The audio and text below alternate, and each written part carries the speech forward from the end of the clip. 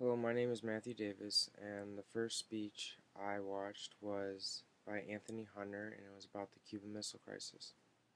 The first thing I noticed was his vocal tone. It was a good tone that was easy to understand. The only thing I think might make it a little bit better would be to add a little bit of enthusiasm to give the audience a good vocal image. Another thing I saw that could be fixed was the amount of eye contact. It lacked eye contact. Now I know you have to read the speech off something since it's not your own speech, but in a regular speech setting, the amount of eye contact with the audience would be considered poor, so just a heads up. The final thing I think could be improved on would be to add more humor or just character to the speech. It just seemed a little monotone and plain, like add like color, bring it to life a little bit, I guess. Alright, the second speech I critiqued was Jeffrey Abernathy, and he did his speech about Ronald Reagan. Alright, when I was looking at his speech, to start off, I wanted to start by saying I love this speech. I love Ronald Reagan. I think he's the second best president behind Donald Trump.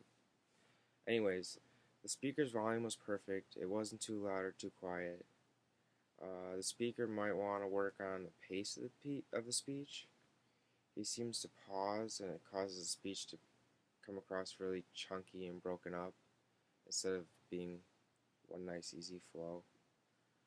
Again, like the last one, there was a lack of eye contact, but that can be because he's having to read a speech and it's not his own speech, but still, in a regular setting, you need to have good eye contact with the audience if you want to be engaged with them.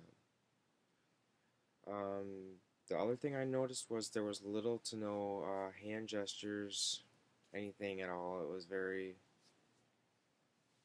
rigid. Alright, after that speech, we got on to my speech. I'm not the best when it comes to giving speeches, but when it came to this speech, I tried a little bit harder.